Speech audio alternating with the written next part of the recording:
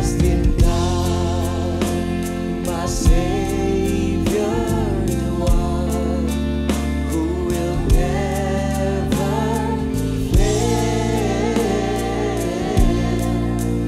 He will never fail. I trust in God, my Savior, the one who will never fail.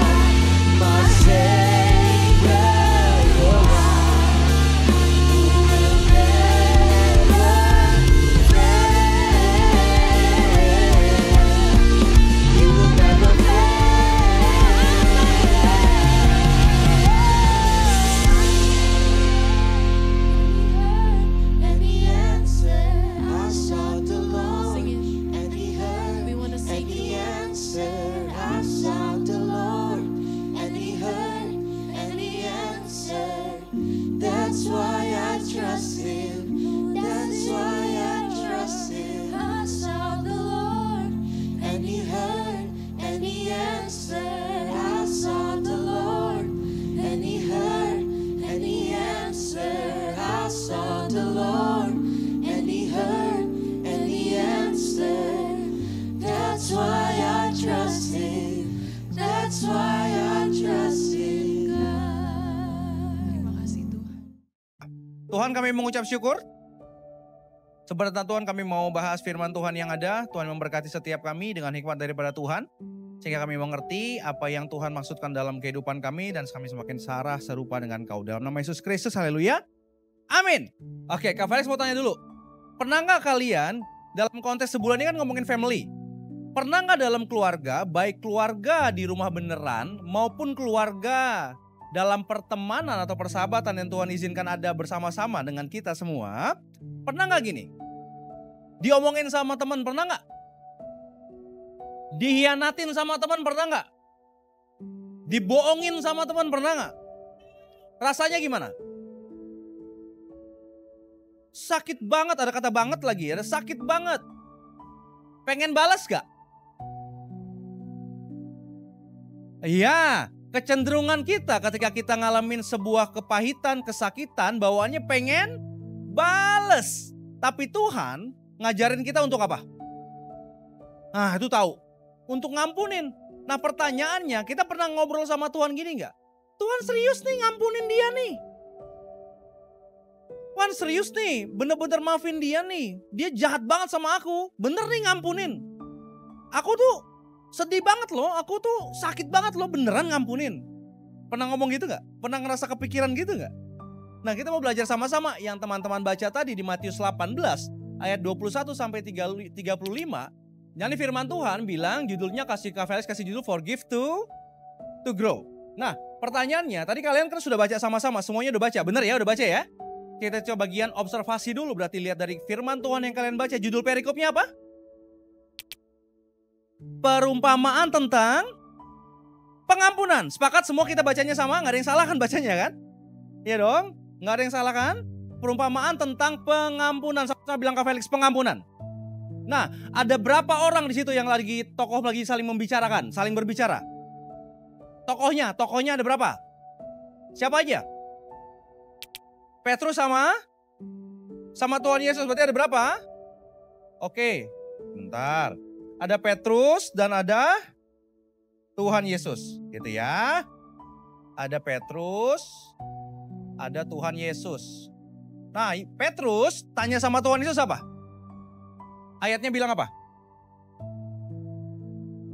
Berapa kali aku harus ngampunin? Karena kalau teman-teman baca di ayat sebelumnya tuh gambarin gini.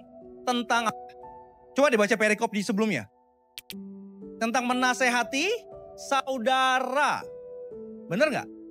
Ya kan? Menasehati saudara yang bikin kesalahan. Menasehati orang yang bikin kesalahan. Bener gak? Judul perikop sebelumnya. Jadi konteksnya ayat ini berbicara ketika dalam sebuah persekutuan, perkumpulan, komunitas. Sama-sama bilang Kak Felix, komunitas. Dalam sebuah komunitas. Jadi ayat ini muncul latar belakangnya lagi ngomongin dalam komunitas. Makanya kakak-kakak yang kemarin sharing ngomongin komunitas di ICI, di Youngster, di keluarga ini yang Tuhan percayakan sama kita. Ada bagian di mana kita bertumbuh di dalamnya. Nah, Petrus tanya, berapa kali aku harus ngampunin? 7 kali ya? Kenapa Petrus nanya 7 kali? Karena di momen itu, secara konteks sejarahnya, para rabi-rabi di sana Yahudi itu 3 kali, itu berdasarkan di kitab Amos, 3 kali itu udah keren untuk ngampunin. Batasnya itu 3 kali. Kalau orang bikin salah sama kamu ngampunin 3 kali, itu oke. Top. Nah, Petrus tanya, 7 kali ya? Berarti lebih banyak apa lebih sedikit? Lebih banyak. Dan angka 7 itu menggambarkan, di Alkitab banyak cerita tentang ngomongin kesempurnaan atau kegenapan. 7. Jadi Petrus tuh tanya 7 kali ya? 7 kali berarti sempurna. Angkanya. Jadi Petrus tanya sama Tuhan Yesus ngomongin tentang apa? Tentang angkanya, berapa kalinya. Benar? Tapi Tuhan Yesus jawabnya berapa? Bukan, katanya gitu. Tuhan Yesus jawabnya apa? Bukan 7 kali, melainkan 70 kali. 70 kali 7 kali. Apakah artinya Tuhan Yesus ngomong 490 kali? Apa atau itu artinya ngomong gitu? Kalau artinya ngomong gitu gampang aja, Tuhan Yesus ngomong berapa kali? Bukan 7 kali tapi 490 kali gitu aja ngomong langsung beres. Benar gak sih? Kenapa Tuhan ngomong 70 kali 7 kali? Karena yang Tuhan ajarin bukan angkanya. Kalau Petrus tadi ngomongin tentang angkanya. 7 kali ya. Dihitung-hitungan. Matematika. Ya. Petrus tanyanya tentang matematikanya. 7 kali ya. Tapi Tuhan Yesus jawabnya bukan matematikanya, tapi karakternya, nilainya di dalamnya. Kenapa Kak Felis bilang nilai? Karena di ayat berikutnya, ayat 23 menggambarkan ayatnya gini. Ya, ayatnya bilang apa? Sebab hal kerajaan surga. Tadi Kak Felis bilang Petrus ngomonginnya adalah latar belakangnya tentang bangsanya, budayanya. Tapi Tuhan bilang gini, sebab hal kerajaan surga. Hal kerajaan surga. Jadi yang Tuhan Yesus ngomong gini, bahwa dalam sebuah pemerintahan kan ada kerajaan gitu-gitu ya. Setiap pemerintahan punya aturan main. Setuju gak sama Kak Felix? Setiap pemerintahan ada budaya di dalamnya. Sesimpel ini. Kalau kalian ke Indonesia, jajan di pinggir jalan, ketemu kemana aja selalu ada pinggir jalan. Dan boleh sambil jalan makan. Di mall boleh, di stasiun boleh, di bandara boleh, makan-makan aja cuek. Kalau ke Singapura boleh nggak? Nggak boleh makan sembarangan. Di stasiun nggak boleh, ada gambarnya nggak boleh makan, nggak boleh minum. Nggak boleh bawa makanan minuman. Nggak boleh sambil makan, ditangkap, didenda. Karena setiap negara, pemerintahan punya aturannya atau punya budayanya, punya nilai di baliknya. Nah, Tuhan Yesus ngomong gini. Karena yang Petrus ngomong berdirinya di budayanya dia, terus Tuhan Yesus ngomong gini, sebab hal kerajaan surga. Dikasih gambar pemerintahan yang baru, budaya yang baru dengan nilai di dalamnya. Lanjut, ada perumpamaan yang teman-teman baca. Perumpamaannya ada siapa aja? Ada siapa aja perumpamaannya? Ada raja. Terus rajanya ngapain? Perhitungan. Sama hamba. Kak Felix bilang hamba pertama lah yang kita baca. Hamba pertamanya punya utang berapa talenta? 10.000 talenta. Banyak apa sedikit ini? Masih ingat gak hitungan talenta berapa kemarin? Waktu Kak Felix bahas masalah sebelumnya. Lupa? Ya udahlah, pokoknya banyak lah. Ya, pokoknya banyak lah 10.000 talenta. Banyak banget. Nah, hambanya tidak sanggup bayar hutangnya. Setuju gak sama Kak Felix? Yang kalian baca. Hambanya gak sanggup bayar hutangnya dan hambanya bilang gini, sabarlah dulu nanti saya bayar. Sabar dulu nanti saya bayar. Benar gak bacaannya gitu? Semua aja gitu ya? Oke. Dan ayat lanjutannya, apa yang tuannya atau rajanya kerjakan? Begitu dia ngomong sabar dulu nanti saya bayar, apa? Diapain? Dimasukin penjara? Enggak, diapain? Diampuni ya? Bener gak? Diampuninya karena apa? Ayatnya bilang. Cakep. Karena belas kasihan. Kak Felix kasih tahu ya, belas kasihan di sini akar katanya bukan kayak gini, bukan kayak kalian, ih kasihan ya neneknya, sedih gitu, bukan gitu. Belas kasihan ini adalah akar katanya itu menggunakan gini. Artinya adalah kasih yang dalam, saking sayangnya gitu. Bukan karena sedih kasihan orangnya, bukan, tapi karena saking sayangnya, kasih yang dalam, personal, saking sayangnya. Jadi saking sayangnya si raja mengampuni. Oke, ceritanya gitu kan? Terus tiba-tiba ada momen lanjutannya, dia keluar. Hamba yang satu tadi keluar, ya kan? Ketemu hamba yang keberapa? Kedua. Utangnya berapa? Hah? Berapa dinar? Yang mana yang benar? Yang 5.000. 100 dinar. Itu lebih banyak apa lebih sedikit? Sama 10.000 talenta. Lebih sedikitnya sedikit jauh banget apa? Ya beda tipis lah. Jauh banget. Saking jauhnya. Ya, Jauh banget. Tapi apa yang hamba satu ini kerjakan ke hamba duanya? Dia tangkap, dicekek. Padahal hamba yang kedua sama-sama tidak sanggup. Dan hamba yang kedua ngomong hal yang sama. Sabar dulu, nanti saya bayar. Ada kata sabar dulu, nanti saya bayar. Nah, ngomongnya sama, keadaannya sama, tapi yang hamba satu ini ngerjain hamba duanya ngapain? Terima kasih, bacanya pinter. Di penjara. Beda gak? Dia diapain? Malah dia memperlakukannya? Kebayang gak? Bayang gak? Nah, tiba-tiba cerita ini sampailah kepada rajanya. Nih kami kasih panahnya. Sampai ke rajanya.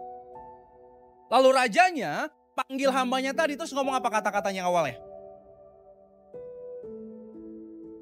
Kata-katanya apa? Ayat 32. Hai hamba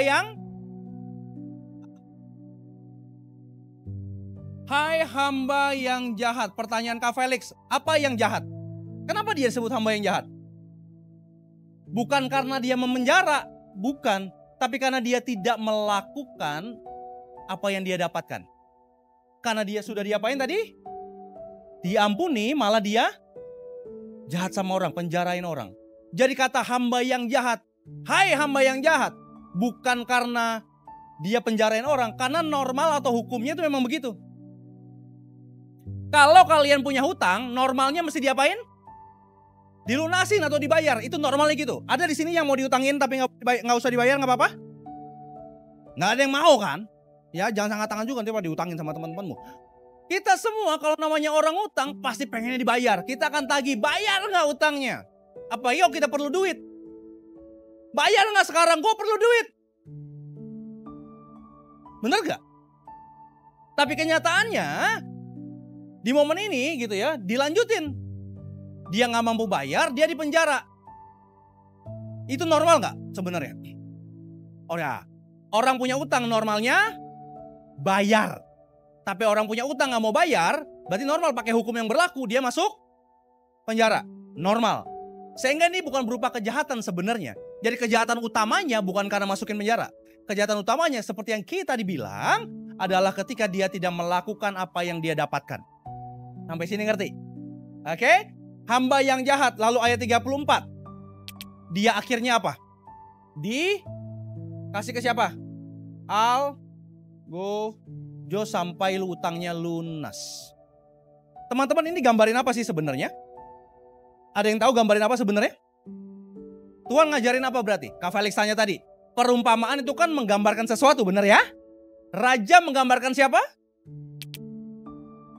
Nggak kedengeran. Raja menggambarkan siapa? Tuhan. Oke. Lalu manusia. Hamba yang pertama menggambarkan siapa? Kita. Manusia berdosa. Hamba yang kedua menggambarkan siapa? Teman atau sesama manusia. Jadi raja tadi Tuhan, hamba pertama itu saya, hamba kedua sesama manusia. Ngomongin utang, teman-teman kalau baca Alkitab, dosa itu digambarkan dengan hutang. Dosa itu digambarkan hutang. Sehingga ada angka 10.000 apa tadi? Talenta. Ya, itu gambarin apa? Dosa kita yang gak bisa kita bayar atau lunasin dengan diri kita sendiri. Gak akan pernah bisa. Sama-sama bilang Kak Felix, gak bisa. Gak akan pernah bisa. Kita gak akan pernah bisa menebus dosa kita sendiri. Ngelunasin hutang kita dosa ini gak akan pernah bisa. Makanya karena gak bisa, Tuhan lunasin hutangnya karena tadi belas kasihan. Kasih yang dalam, cintanya. Nah sehingga ketika kita diampunin dosanya, kita harus apa berarti? Ngampunin orang lain. Sehingga kita mengampuni orang lain karena ada yang mau ngomong di sini? Bantuin Kak Felix jelasin. Siapa yang ngomong itu? Sini. Valerie. Tepuk tangan dulu buat Valerie dulu. Tepuk tangan lebih kencang kalau dia ngomong benar. Apa Pak berarti?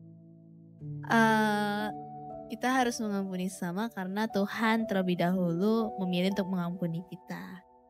Tepuk tangan dulu dong. Terima kasih Valerie. Artinya apa? Pengampunan yang Tuhan berikan ada tujuannya supaya kamu bisa ngampunin orang lain. Sampai sini ngerti gak? Ya, jadi pengampunan yang Tuhan berikan supaya kita bisa mengampuni orang lain. Ini Kak Fai gambar itu 10.000 talenta, 160.000 tahun kerja. Coba bayangin. Ada di sini yang umurnya sampai 160.000? Kayak apa mukanya nggak tahu dah. Nggak bisa sama sekali gitu ya. Kalau 100 dinar 100 hari kerja, coba bayangin 160.000 tahun sama 100 hari kerja, jauh banget. Tapi seringkali kita gitu, orang yang salah sedikit marah-marah kita, nggak mau ngampunin, padahal lupa kita dengan dosa yang besar, kesalahan besar udah diampunin sama tuh. Nah, Kak Felix ini agak buat penutup ujung-ujung. Kita diampuni, kita berhenti ketika kita berhenti menghitung kesalahan orang lain. Kita bertumbuh ketika kita berhenti menghitung kesalahan orang lain. Dan mulai menghitung kasih karunia-Nya tuh. Kak Felix tanya. Maksudnya apa begini? Gini. Kalau kita bertumbuh ya di dalam kasih karunia-Nya, yang kita fokuskan adalah kasih-Nya Tuhan, bukan apa yang manusia buat. Nah, apa urusan berarti tadi Kak antara forgive to grow? Maksudnya apa? Ternyata pengampunan adalah bagian pertumbuhan kita dalam kasih karunia Tuhan. Karena kenapa? Karena orang yang sadar dirinya diampuni akan mengampuni. Oke? Coba sama bilang lagi. Forgiven people, forgive others. Yang tahu dirinya diampuni, mengampuni orang lain. Tapi mengampuninya bukan karena kewajiban. Kalau kewajiban kayak Petrus tadi angkanya 7 kali kan? Bukan angka. Tapi ngomongin dari hatinya. Karena firman Tuhan bilang ampunilah seperti Kristus mengampuni kamu. Standarnya adalah Tuhan yang mengampuni. Sehingga Tuhan Yesus ya memberikan perumpamaan ini untuk mengingatkan kita mengampuni 70 kali, 7 kali menggambarkan kasih karunia intinya. Yaitu apa? Nggak terbatas, nggak ada takarannya. Yang kedua gambarin apa? Kita yang nggak layak menerimanya. Lalu yang ketiga ngomongin apa? Perubahan, transformasi, pertumbuhan di dalamnya. Sehingga kita tahu bahwa kita mengampuni karena kita sudah diampuni. Jadi gini, kita mengampuni supaya kita dapat keselamatan atau karena kita sudah selamat makanya kita mengampuni. Yang satu apa yang kedua? Yang kedua sepakat? Firman Tuhan tadi bilang, sang raja udah ngampunin duluan. Makanya hamba yang satu ada tuntutan untuk mengampuni yang lain. Bukan karena kewajibannya, tapi karena nilai di dalamnya. Jadi bukan transaksi gini. Oke, gue akan baik sama lu kalau lu udah minta maaf sama gue bersujud. Kalau udah beliin traktir gue dulu, beliin McD di bawah, Hokben, baru gue maafin. Itu transaksi. Tapi enggak. Ini ngomongin buat perubahan hidup di hati kita yang semakin serupa dengan Kristus. Ini Kak Felix kasih 2 quote dari teolog-teolog zaman dulu gitu ya. Yang masih terus dipegang sampai sekarang, buku-bukunya banyak banget yang memberkati secara firman Tuhan. Anugerah yang tidak mengubah hati bukan anugerah yang menyelamatkan. Kalau nggak ngubah hatimu berarti nggak nyelamatin. Karena takarannya adalah hati yang berubah. Lalu di bawah gini, kita akan semakin hari semakin mirip dengan Tuhan Yesus, semakin serupa dengan Kristus. Ketika kita memilih untuk mengampuni. Ketika kita memilih mengampuni, kita semakin serupa dengan Kristus. Sehingga tadi ngomongin pertumbuhan. perjalanan pertumbuhan kita semakin serupa dengan Dia dengan mengampuni. Nah, Kak Felix nggak ngerti apa aja yang Tuhan izinkan sama kamu. Orang-orang mana yang menyakiti hatimu, yang masih sampai hari ini, masih ada nggak orang yang kamu sebelin di hatimu? Masih ada nggak? Kayaknya kesel banget gue kalau ingat mukanya. Kayaknya gue udah nggak mau ngelihatnya. Kalau ngelihat pengen gue tabok. Masih ada hatinya kayaknya gitu. Kayaknya sebel banget. Tapi hari ini mau ngambil keputusan nggak? Mau ngampunin nggak? Kalau sulit, ini jadi pertanyaan refleksi sama kamu. Siapa orang yang paling sulit aku ampunin saat ini? Kenapa sih? Apa karena ngelihat dia kesalahannya besar sama hidupmu? Tapi kamu ngaca gini, gimana Tuhan Yesus udah ngampunin kamu tanpa batas? Tadi ngomongin 10.000 talenta, ngomongin ketidaksanggupan kita untuk membayarnya. Tuhan Yesus mengerjakannya tanpa batas untuk hidupmu. Dan seperti apa hidup pengampunan 70 kali 7 kali yang Tuhan ajarin sama hidupmu? Sehingga akhirnya bagaimana mengampuni bikin aku bertumbuh. Kurang lebih ada dari tadi Kak Felix sudah ngomongin. Dan ini jadi bahan refleksi kita, bahan perenungan kita. Sekarang kita belajar dalam family tema sebulan ini. Aku hidup karena pengampunan Tuhan, sehingga pengampunan itu yang aku berikan buat orang lain. Mau nggak? Mau nggak? Mau nggak? Kalau mau bilang amin. Nggak kedengeran. Kalau mau bilang amin. Karena sadar bahwa Tuhan Yesus sayang sama hidupmu. Dan sayang itu kamu teruskan ke banyak orang. Kita berdoa. Kami mengucap syukur Tuhan buat firman-Mu bagi setiap kami. Mampukan kami untuk menghidupi firman ini, melangkah dalam kehendak-Mu. Karena tahu Tuhan, bahwa waktu Tuhan Yesus ngomong ini dengan perumpamaan, Engkau sudah mencontohkan lebih dulu. Kau dihianati, kau disakiti, bahkan kau mati di kayu salib. Demi dosa yang bukan kau kerjakan, tapi demi kami. Kau mengampuni kami tanpa batas. Sehingga pengampunan yang kau berikan dalam hidup kami, pengampunan itu yang kami berikan buat sekitar kami. Ajar kami untuk hidupi dan perkuat kami dalam langkah-Mu, dalam langkah-langkah hidup kami, dalam kehendak-Mu. Di dalam nama Yesus Kristus sama-sama kita katakan, amin. Bagi saudara-saudara yang diberkati Impact Community Indonesia dan ingin memberikan persembahan atau donasi, dapat disalurkan ke rekening Bank Gereja Impact Community Indonesia dan Yayasan Tangan Pengharapan, serta QR Code BCA Mobile, GoPay, OVO, Dana, Shopee, dan Link Aja. Ibadah Impact Community Indonesia menjadi 5 sesi. Ibadah jam 8 pagi, jam 10, jam 12 siang, jam 3 sore, dan jam 5 sore. Seluruh ibadah berlangsung on-site di Mall of Indonesia, lantai P3, Kelapa Gading, Jakarta Utara. Bagi jemaat yang ingin mengikuti secara online, ibadah live streaming dapat diikuti pada pukul 10 pagi waktu Indonesia Barat di YouTube Impact Community Indonesia. Mari bersama-sama untuk datang dan mengikuti 60 Minute Worship secara on-site setiap Rabu malam pukul 19.30 waktu Indonesia Barat, langsung di Gereja Impact Community Indonesia, Mall of Indonesia lantai P3. Mari bawa keluarga dan ajak orang-orang yang Anda kasihi. Impact Community Indonesia Friday Service. Ibadah setiap hari Jumat yang ditayangkan secara online pukul 19 waktu Indonesia Barat. Ibadah Saturday Service. Ibadah Sabtu Impact Community Indonesia ditayangkan online setiap Sabtu pukul 19 waktu Indonesia Barat di YouTube Impact Community Indonesia. Setiap ibadah online Impact Community Indonesia sudah tersedia subtitle dalam bahasa Indonesia, bahasa Inggris, dan Mandarin. Anda dapat mengaktifkan dengan klik tombol CC atau closed caption pada layar Anda.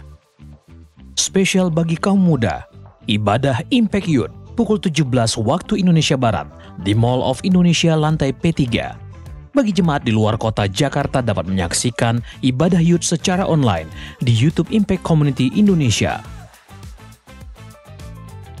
Bagi Anda yang ingin tahu lebih banyak tentang firman Tuhan, dapat bergabung dalam Bible Study Impact Community Indonesia melalui virtual setiap 2 minggu sekali pada hari Sabtu pukul 9 pagi waktu Indonesia Barat. Pendaftaran ini gratis dan dapat dilakukan dengan mengisi form registrasi melalui scan QR Code atau dapat menghubungi nomor yang tertera di layar Anda. Saksikan Menabur Cinta untuk Indonesia setiap Sabtu jam 11 waktu Indonesia Barat di YouTube Tangan Pengharapan. Ikuti Daily Devotion setiap hari Senin sampai dengan Jumat jam 6 pagi waktu Indonesia Barat di YouTube Hani Kristianus serta pukul 7 pagi waktu Indonesia Barat di YouTube Yohanes Kristianus. Impact Community Indonesia memiliki sebuah komunitas untuk kita bertumbuh bersama. Bagi Bapak Ibu Saudara yang ingin bergabung di Komsel Impact Community Indonesia, dapat mengisi link form pendaftaran di bawah ini. Bagi Anda yang rindu menjadi jemaat Impact Community Indonesia, dapat mengisi Google Form atau scan QR Code di layar Anda. Saudara dapat mengirimkan permohonan pelayanan doa dan konseling, atau jika Anda memiliki doa yang terjawab, serta kesaksian atas jawaban doa Anda, melalui Google Form, WhatsApp, atau email impactcommunity.id@gmail.com. Bagi Anda yang rindu untuk dibaptis, Anda dapat mendaftarkan diri Anda dengan scan QR Code yang ada di layar kaca, atau menghubungi kami di 0811 9777 745. Tangan Pengharapan memproduksi merchandise Positive by YTP dan batik Tangan Pengharapan untuk menolong pendidikan anak-anak pedalaman Indonesia. Pembelian dapat dilakukan di online store Tangan Pengharapan, di Tokopedia, Shopee, dan WhatsApp merchandise Tangan Pengharapan di 0813 1100 5568. Temukan dan ikuti media sosial kami di YouTube dan Instagram Impact Community Indonesia.